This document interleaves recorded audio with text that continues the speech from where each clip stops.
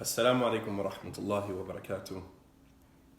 الحمد لله رب العالمين والصلاة والسلام على أشرف الأنبياء والمرسلين وعلى آله وأصحابه أجمعين.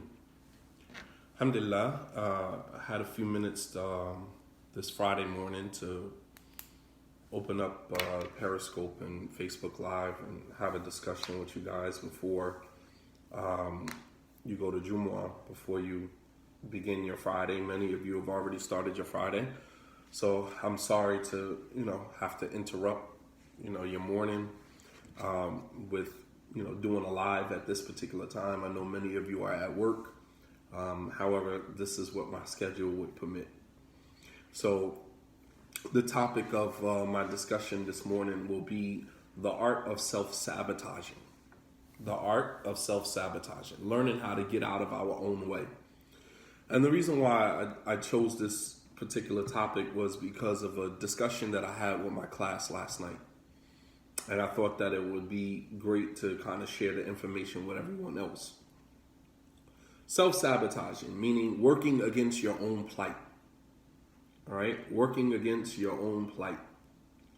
And some of us are very good at that. We're very good at self-sabotaging, working against our own progress, working against our own plight. Some of us have been doing this since we were children. Some of us have gotten very good at doing this. But this is something that only hurts us. It only hurts you in the end when this is the type of behavior that you engage in. So I'm going to use, as I like to do, use a reference from the Quran. A story that Allah subhanahu wa ta'ala mentioned about Bani Israel, the Jewish community. Allah subhanahu wa ta'ala, He promised Bani Israel Jerusalem, Art of Muqaddasa, the promised land. All right? He promised them that they would be victorious. All they had to do was go get it. All right? And although I'm using this story as the premise for my discussion, I want us to look at this in light of our own personal lives, because that's what the Quran is supposed to do.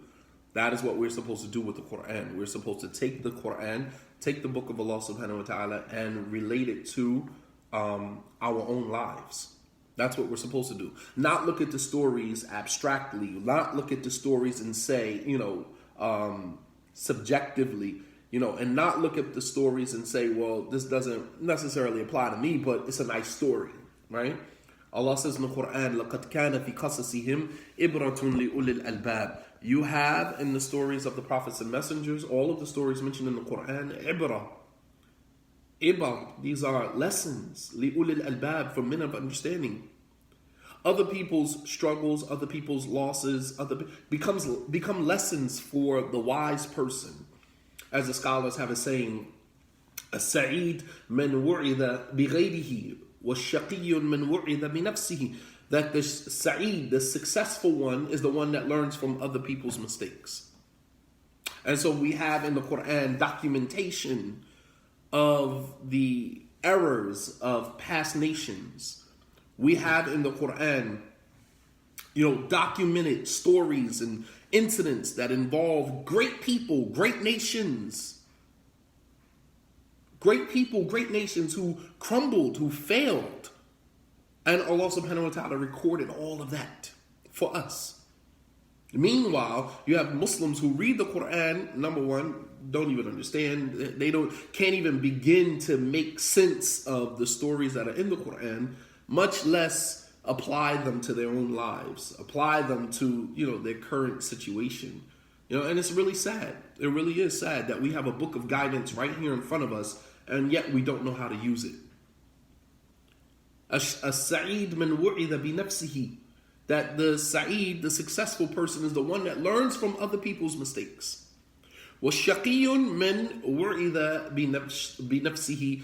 And the shaqi, the unfortunate one, the unsuccessful one, is the one who has to learn from his own mistakes. You got to learn from your own mistakes. So meaning you're going to reinvent the wheel over and over again. You're going to go out, you're going to do the same thing you saw somebody else do in hopes that you can get a different result, which is insanity, right? And some of us are insane, right? Some of us are insane. We think that we can do the same exact thing. We can watch someone fail right in front of us and say, oh no, that was him. That happened to him. That's not going to happen to me.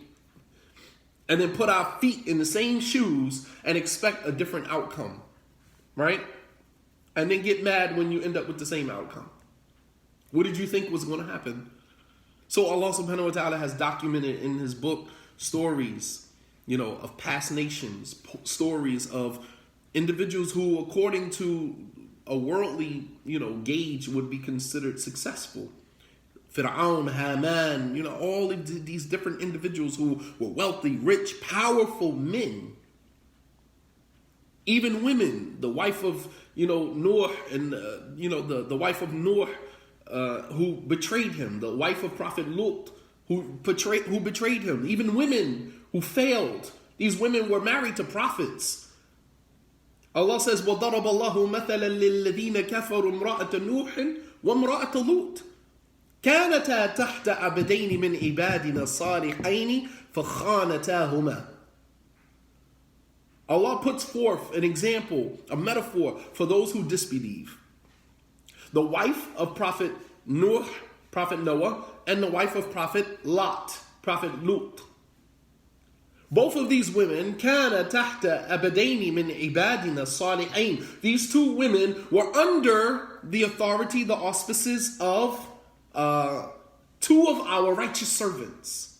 They had success right there in their hands.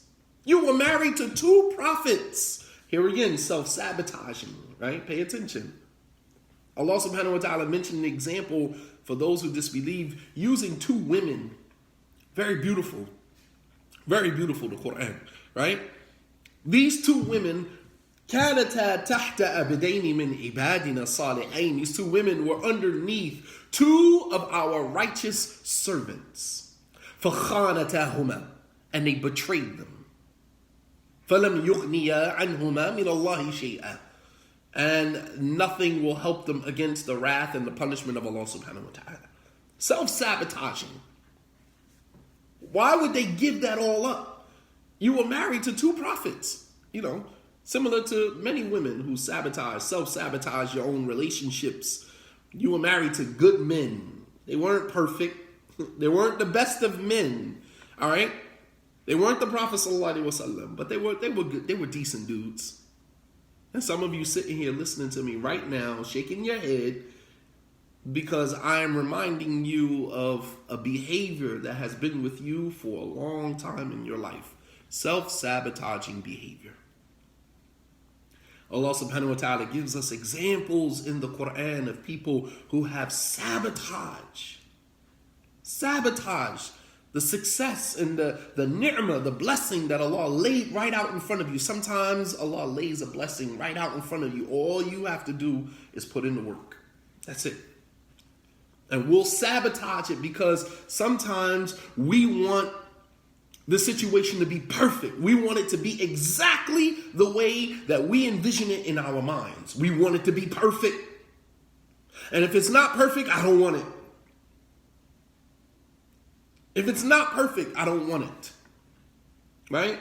I remember my son, one time we ordered pizza for them, right? And, we split the pizza up. It's 8 slices in a large, and we split the pieces up amongst the kids or whatever.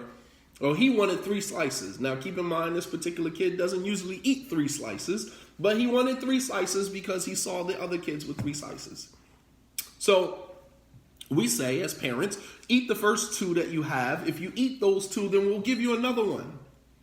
He's like, yeah, but they got 3. Yeah, because they eat the 3 that we give them. You don't usually eat 3 slices of pizza.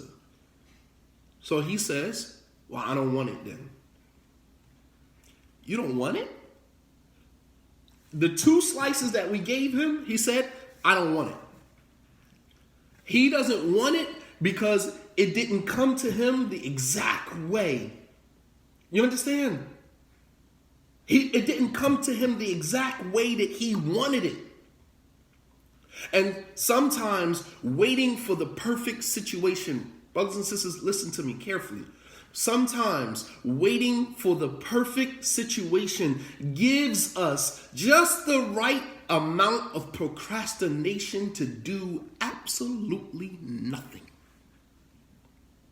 I'll say it again.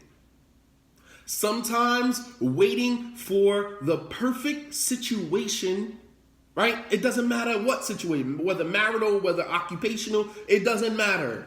In life, period. Sometimes we sit back and we say, no, opportunity staring you right in your face. But we're not going to take it because it's not as perfect. It didn't appear to us in the image that we have of the situation in our minds. It's never going to appear to you like that. And sometimes when it is too perfect, it's probably not for you. Do you understand that? Sometimes when the situation is too perfect, it's actually not even for you.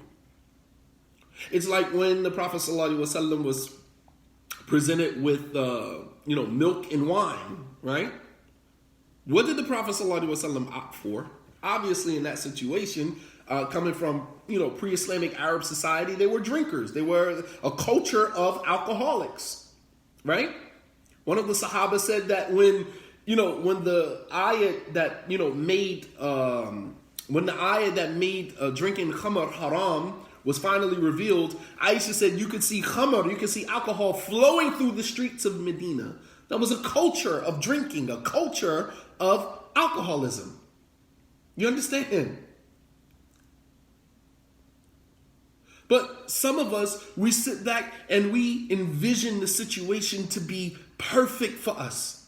And when the situation is staring you right in your face, we'll reject it because it didn't present itself the exact way that we envisioned it.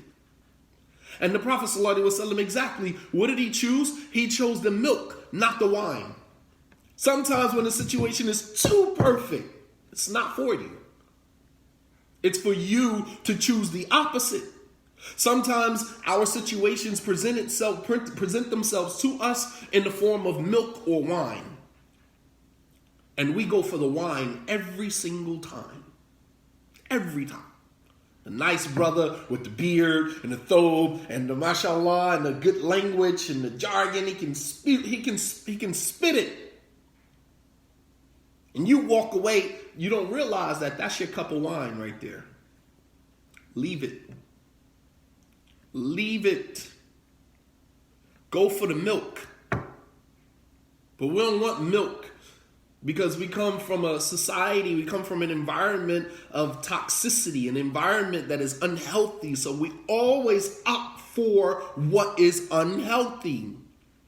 Choose the milk every time. You understand?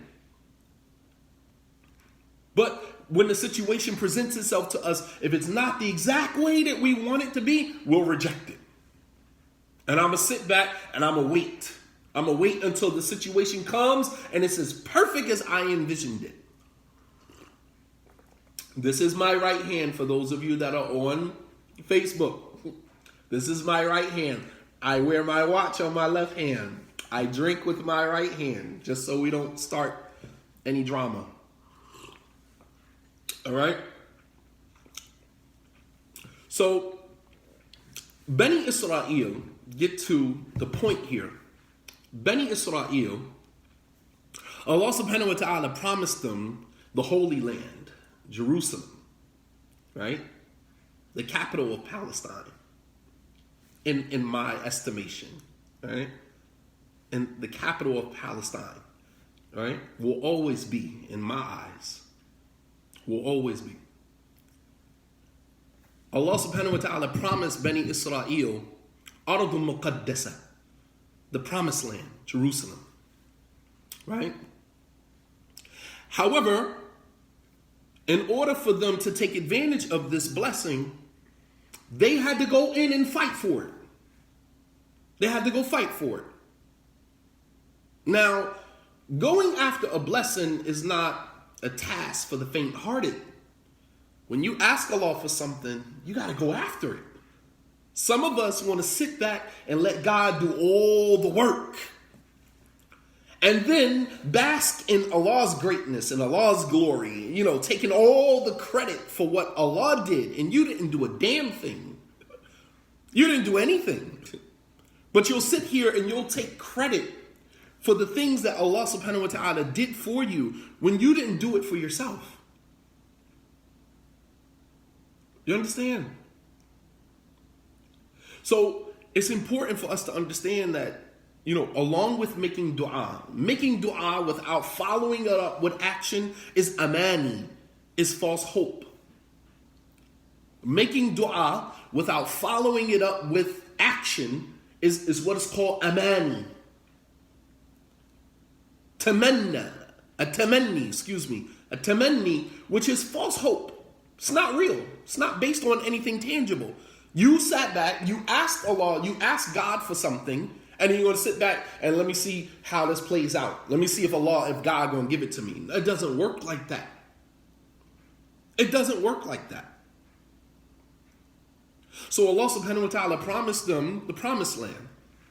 However, they had to go in and work for it. Sometimes, as I said again, sometimes waiting for the perfect situation gives one just the right amount of procrastination, room to procrastinate, to do absolutely nothing. And as the saying goes, perfection is the enemy of progress. There you go, Brother Gaddith. We want Jannah, but we don't want to work for it. We don't want to give up sinning. We don't want to give up being disobedient to Allah. And then at the end of that road, we'll say, Wallahu ghafurur rahim. Allah is forgiving and merciful. And yes, Allah is forgiving and merciful, but Allah is shadidul iqab. Allah is severe in punishment. Allah is sari'ul hisab. Allah is quick in reckoning, quick in holding you to account. Quick in holding you accountable. So while yes, Allah is Ghafurur Rahim, right? So Allahu Ghafurur Rahim. Wallahu a'lamu bihali. Allah knows my situation, right? Which gives you the right amount of space to continue sinning, to continue procrastinating, delaying your tawbah. And understand something about delaying your tawbah. I'll repent tomorrow. This is the same thing that Fir'aun did. And what happened when Fir'aun saw the wave coming upon him, right? What did he say? I now believe in the Lord of Musa and Harun. And Allah says to him, Al-ana wa qad asaytu qabl wa kunta min al-kafirin. Now you want to repent? When before you were arrogant, you were disbelieving? Now you want to repent? Oh, no. No. As Allah mentions in another ayat, it benefits no soul to believe in Allah when it sees its punishment. لم تكن آمنت من قبل أو كسبت في إيمانها خيرا. It does no soul any benefit. Does no soul any benefit to believe when you see your punishment coming right in front of you, if you didn't believe it before or did good deeds that would earn you a situation that is more favorable. Earn you a more favorable outcome. It does you no good to disbelieve at that moment. So we keep procrastinating, keep putting it off until there is no more rope left. Perfection is the enemy of progress. So, Bani Israel, what did they say to Musa? Musa said, this is the Ard of Muqaddasa. This is the holy land that Allah promised you. But you got to go in there and you got to fight for it. Right? You got to fight for it. So what did they say to Musa? قالوا يا موسى إن فيها قوم جبارين وإنا لن ندخلها حتى يخرجوا منها فإن يخرجوا منها فإنا داخلون. They said, Oh Musa, there is people in there, Jabbareen, that are, oppressive. There are oppressive people in there. There's no way we're going to go in there and fight. We're not going to go in there and fight until they are removed, until they are put out. If they are put out, then we'll go in. Here's the opportunity laying right in front of you. Sometimes you got to work for it. Sometimes Allah gives you what you ask for, but leaves just enough room for you to work for it, to prove to Allah subhanahu wa ta'ala that you are actually appreciative of the opportunity. Appreciative of the opportunity. And there's some people who ain't going to go no further than what's in front of them until the situation is as perfect as they envisioned it. What did they tell Musa? We're not going in there. There's Qawmun Jabbarin, there are oppressive people in there. People going to oppress us. We ain't going in there. When they come out, then we'll go in. You understand? Until the situation is perfect. Until the situation is perfect, I'm not going anywhere. And that's some of us in our lives. Allah will lay a whole entire situation out. Some of us get married, and the marriage start off a little rough, and we're not willing to work for it. It's actually a blessing in disguise, because sometimes the roughness at the beginning and the middle part of the marriage, that roughness is necessary. It's a necessary roughness, right? For all you football fans, it's a necessary roughness. It's necessary. It is part of the elements that are going to make your marriage at the end of that road, is going to give you that pot of gold at the end of your road. But we don't want to work for it. We marry and divorce, because the situation ain't perfect. She ain't perfect enough. So I'm going to divorce every single woman that I marry until I get the right one. And guess what? You're self-delusional. You ain't going to never get the right one. There's no such thing as the right one.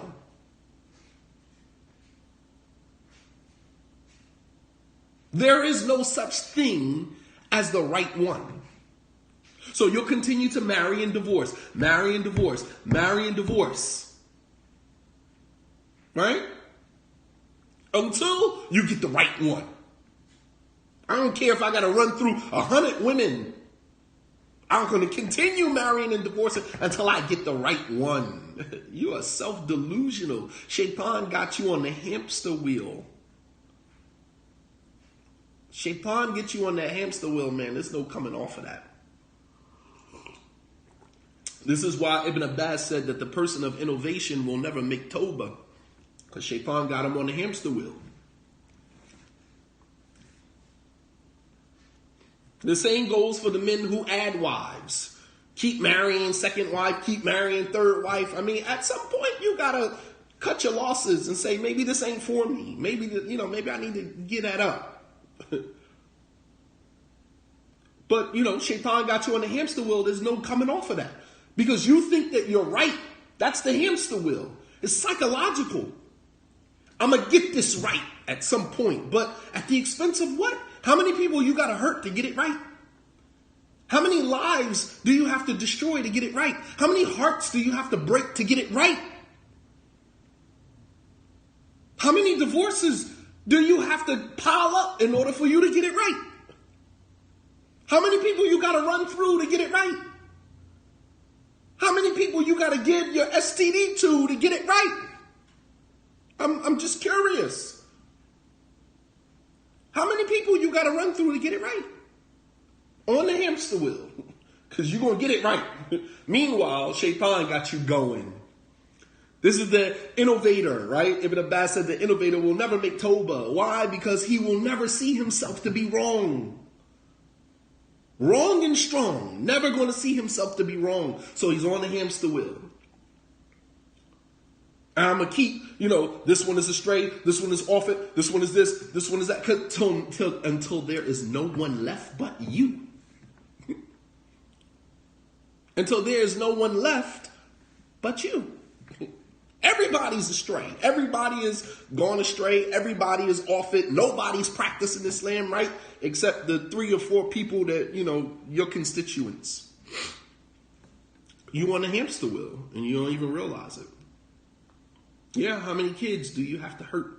How many kids do you got to bring into the world before you get it right? Because there's some men and women that get pregnant with every person they marry.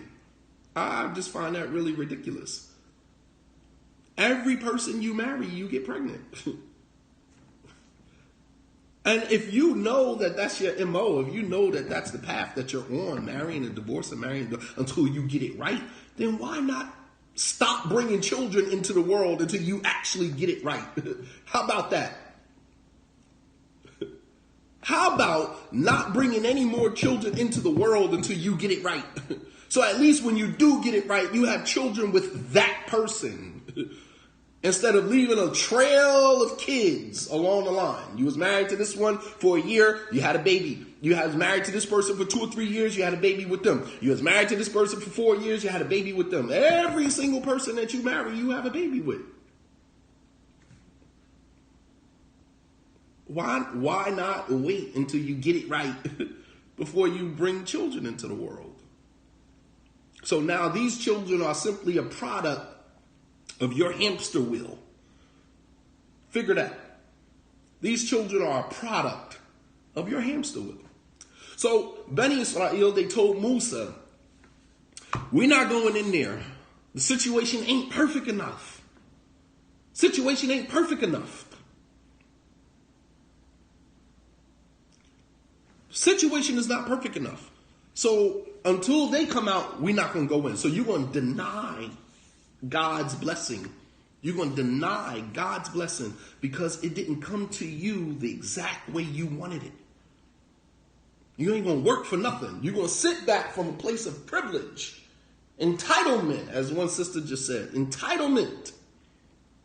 I am entitled that when I ask God for something, God gives it to me the exact way that I asked for it. No different.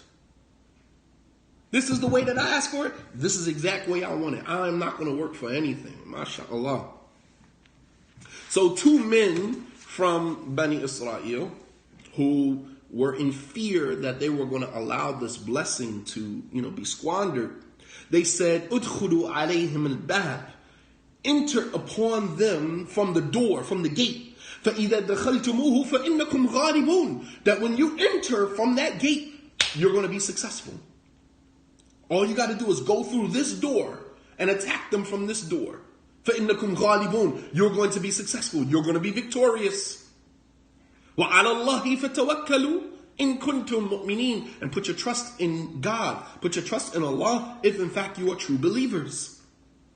What is this concept telling us? That when God gives us something, we don't go into it blindly. We go into it seeking the right approach. They said, enter from this door. You don't go into a situation blindly. خُذُوا حِذْرَكُمْ. Take your precautions. We don't just go into, I'm going to put my trust in Allah. Trust in Allah subhanahu wa ta'ala, أَخْذُ بِالْأَسْبَابِ, is taking your precautions. Using the resources. Using the resources that have been afforded you. That is tawakkul. That is trust in Allah subhanahu wa ta'ala. Trust in Allah does not mean go into a situation with your eyes wide shut. Going into a situation using the resources that are at your beck while trusting in Allah subhanahu wa ta'ala to give you a favorable outcome. He said, enter through this door. That was a keen approach. That was a wise approach. Yes, the blessing is laying right there, but we can't just go grab it.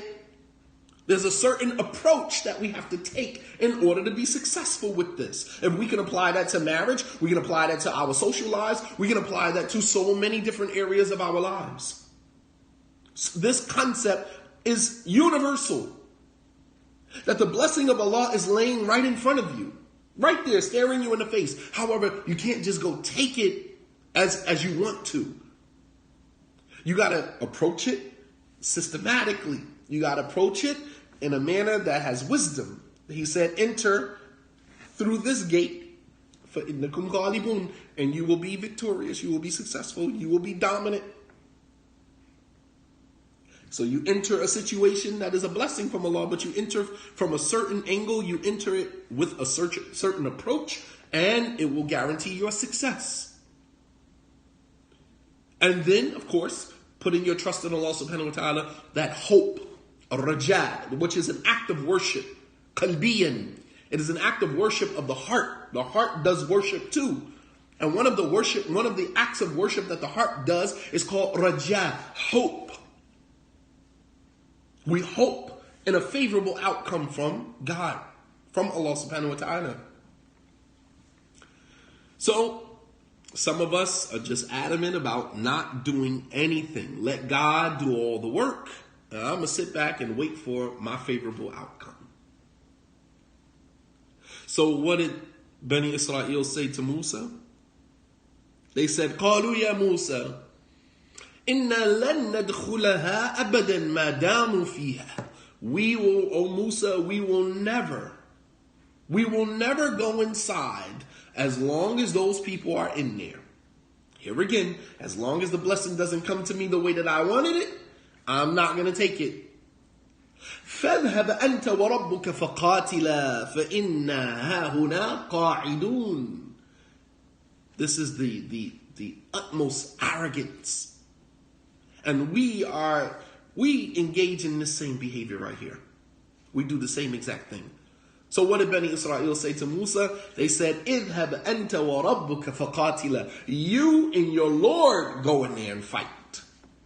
You and God go in there and fight. You put your trust in God. You believe in God and all of this other stuff that, God is this and Allah is that and Allahu Akbar and all this other stuff. You and Allah go in there and fight. You and God go in there and fight. فَإِنَّ هَؤُلَاءِ قَاعِدُونَ. We're going to wait right here.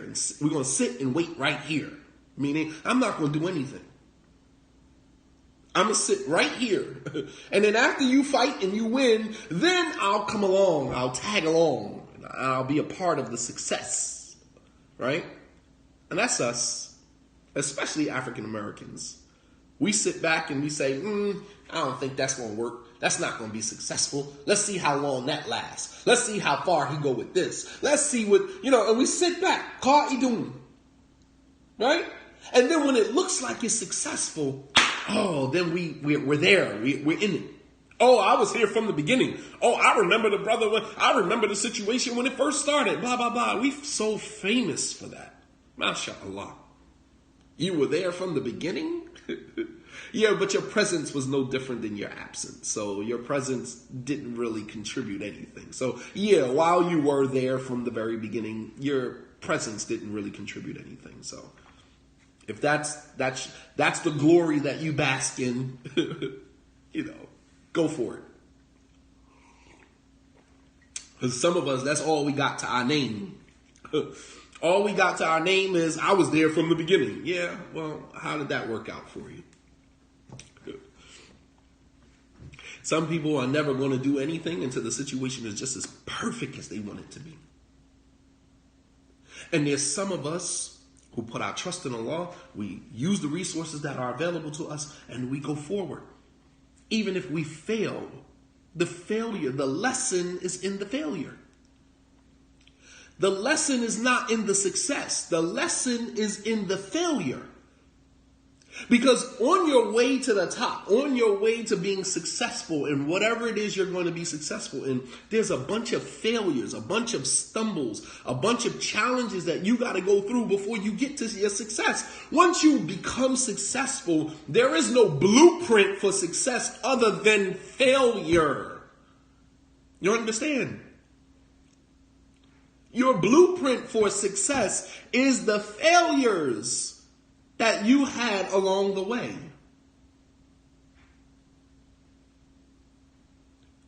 The lessons, the blueprint for your success was the lessons, the failures that you survived and that you learned from along the way. Perfection is the enemy of progress.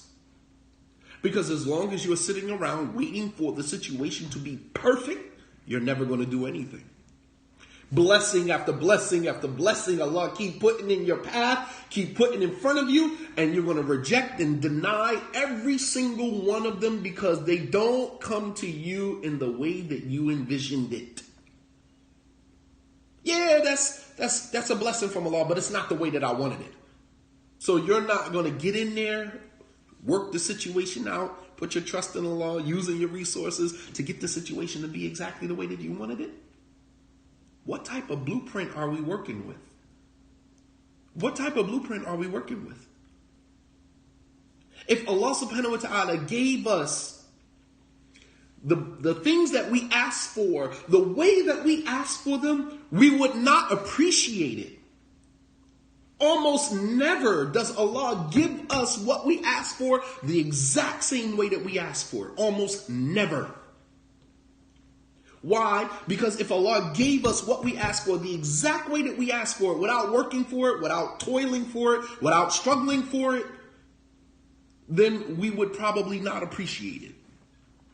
So Allah gives us what we ask for, but He packages it in a way where we gotta work to get beyond the package, to get the present that is in it, to get the gift that is in it. So He gift wraps a lot of our blessings in struggle, in toil. وَلَقَدْ خَلَقْنَا الْإِنسَانَ فِي كَبَدٍ, that we have created the human being in struggle. Our entire lives we were created. Our entire lives were created in struggle.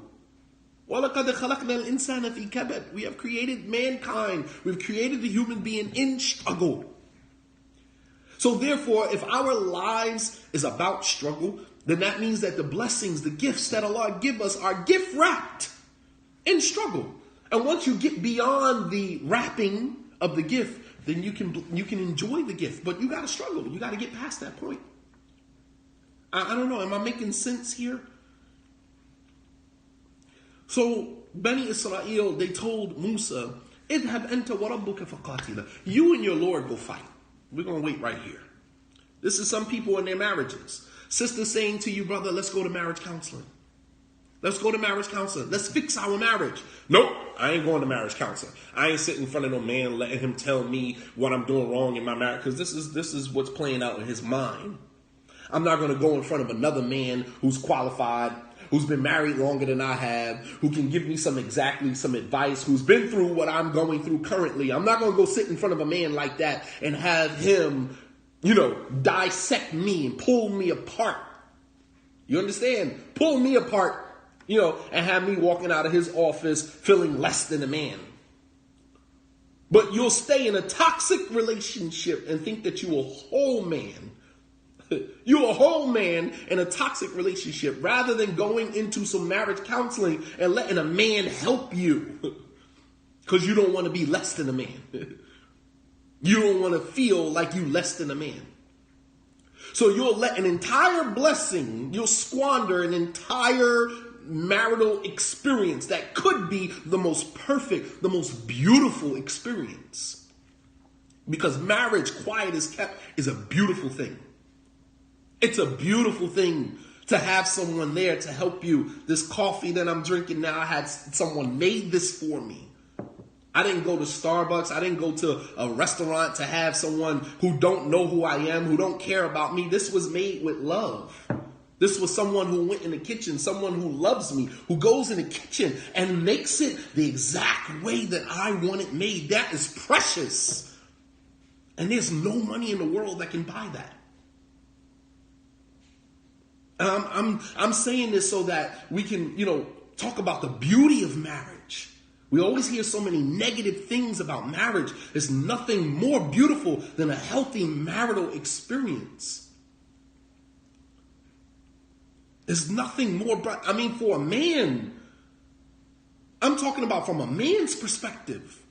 When you finally get your marriage or your marriages to be the way that you want them to be, oh, it's a beautiful thing. It's a beautiful thing.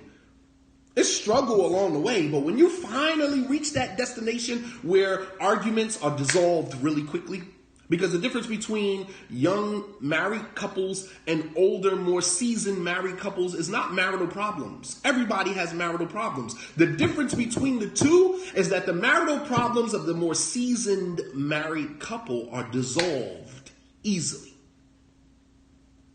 With less tension, less stress, less frustration, and they're able to move along. Whereas the younger married couple, because they don't really know each other, everybody is holding on to their ego, everybody is trying to put up walls to make sure the other person doesn't see how vulnerable they are, as love is the greatest vulnerability. And some of us just have an issue, not necessarily with our marriage, we have an issue with love. We have an issue with love. We can't stand to be vulnerable in front of another person.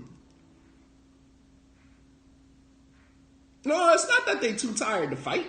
It's not that they're too tired to fight. They just realize that fighting is useless. Fighting is useless. I just want to be happy. I don't want to fight. And some of us just have an issue with love. We just don't know how to be vulnerable. So the walls go up, the egos get pushed out, and basically you in a relationship with the ego of your spouse. You didn't even get past that point. We didn't even get past that point to get to the actual person. Right? I know, May. I'm just countering. I'm countering. I didn't want anybody to think that that's what it was. It's not. For some people, maybe they are tired of fighting and they just hang the gloves up and they say, you know what, I'm done. But for some people, it's not about necessarily I don't want to fight anymore. It's just that fighting is useless. I can use that energy for somebody else. I'm not going to use that energy for somebody that I love. I'm a fighter. You know what I mean? Like, you clap at me, I'm going to clap back. Trust me. Anybody who knows me, you know that. I am King Petty when I want to be. You know what I mean? And I will clap back. However, I'm going to save that energy for people that actually deserve that. You don't use that energy on somebody that you love. That's not where that energy should be placed. It's like Umar radiallahu ta'ala anhu, when Umar became the Khalifa and people were, whispering behind his back, oh, Umar's the Khalifa now. And Umar, he gave his first khutbah. And Umar said in his first khutbah, he said, I've heard people saying that, Umar's the Khalifa now and he's this. He said, yes, during the time of the Prophet sallallahu alaihi wasallam, he's like, I was like an unsheathed sword. Safe maslulin. I was an unsheathed sword. I'm like a sword pulled out of the sheath, meaning I cut. And some of us, we like that in our early years in our marriage. We cutting people, slicing people, always on the, projecting our pain on other people until we learn how to use our sword correctly. He said, during the time of the Prophet ﷺ, I was like an unsheathed sword, slicing everybody, cutting everybody, because I didn't have the maturity. He said, and then during the 2 years that Abu Bakr was the Khalifa, I was like an unsheathed sword. He said, but now that I am the Khalifa, he said, I've reserved that energy for those who oppress the Muslims and for those who refuse to be obedient to Allah. He said, but as for those who want peace, then I'm peaceful. You understand? That's where you reach that level of maturity in your marriage. I'm still a fighter. I'm still a fighter. You clap at me, I'm going to clap back. I'm still a fighter. However, that energy is reserved for the people that really deserve it. I'm not coming home after fighting with my boss, fighting with my coworkers, fighting in traffic, people cutting you off. You fighting all the way, the whole 8 hours, 10 hours that you are out of the house. And then you going to come home and fight? Nah, I ain't got no more fight in me when I get home. I done fought with everybody that I needed to fight with. When I get home, I want love. I don't want to fight when I get home. When I get home, I want love. And some of you are so toxic. Some of us are so toxic. As the Prophet ﷺ said about Quraysh, they just wanted to keep fighting. After the battle of Badr, they couldn't stop. It was the battle of Badr, then the battle of Uhud, the battle of the trench, the battle of Muta'ah, the battle of, Hunayn, the battle of they just kept fighting. And then when the Prophet went to go make the peace treaty of Hudaybiyah, right? The 6th year when he went to go to Medina, go to Mecca to go sign, to go to make Umrah, but he really wanted to make peace with them. And they still wanted to fight. He's like, I'm coming in peace. He said, أَنَّ قُرَيْشٍ قَدْ أَكَلَهُمَ الْحَرْبِ, that Quraysh has been consumed by war. War has consumed you. Meaning, when you fighting so much, that's all you know. When you have spent so much of your time fighting, that's all you know. So you leave out of your home fighting with your spouse. You go to work, you're fighting with your boss. You're fighting with your coworkers. You're fighting with people in traffic. You're fighting with the shop owner because they didn't get your coffee right. They didn't get this right. You're fighting with everybody. And then you come home and you're fighting even with your spouse when you get back home. He said, أَنَّ قُرَيْشٍ قَدْ أَكَلَهُمُ الْحَرْبِ. Quraysh has been consumed by war. That even now I'm trying to be peaceful with them and they still want to fight. And there's some Muslims that are like that. Even when you're like, all right, you know what I mean? Like, let's put our differences aside and let's, no. It's like, damn, man, like, you have been consumed by war, man. Everybody that you come in contact with doesn't want to fight with you. And, we gotta understand how self-sabotaging our behavior is. If you've become so consumed with fighting, it would probably be best for you not to go into a relationship at all. Because everybody that you come in contact with is an enemy. It's like a person who spent so much time fighting in the army and they get home and they're amongst pedestrians, they're amongst, regular people, and you're still functioning like you're in the army. It's like, dude, like that the wartime is over. You're not at war anymore. Relax. And this is how people go into their marriages.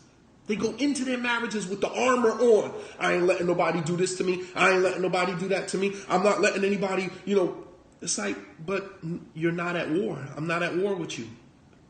Put your weapons down. Put your armor down. I'm not at war with you. I don't want to fight with you. I don't have a right, PTSD. Yes, thank you. You took the words right out of my mouth. Post-traumatic stress syndrome. Yeah, absolutely. And we shell shock in our marriages. We've been through so much. We've been through so much, man. And then we go into these marriages with PTSD.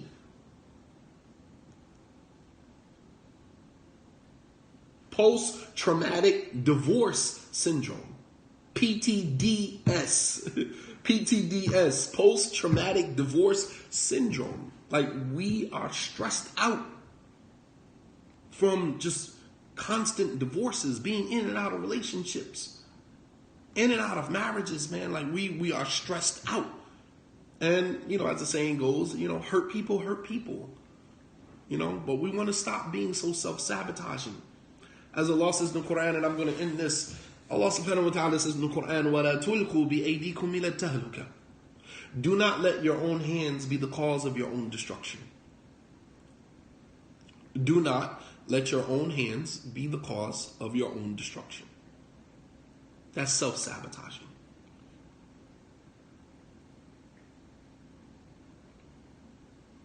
That is self-sabotaging. وَلَا تُلْقُوا بِأَيْدِيكُمْ إِلَى التَّهْلُكَةِ. Do not let your own hands be the cause of your own destruction. Don't stop self-sabotaging your life. Stop self-sabotaging the gifts, the blessings that God continuously puts in front of you. You got to work for it. The gifts that Allah give us are wrapped, are packaged in challenges and difficulty. Domestic toxicity. Go ahead, guys. MashaAllah. Domestic toxicity. Absolutely, man. So I hope that, for the time that we spent together here, I hope that, inshallah ta'ala, we learn something. We walk away with something. You know what I mean? I like my discussions to be substance-oriented. You know what I mean? I pray that, Allah subhanahu wa ta'ala allows us to utilize His religion, man, to, make sense of all of the things that are going on in our lives. I'll take a couple of minutes for questions and answers, and then we'll stop, inshallah. Periscope, I'll start you over again, inshallah.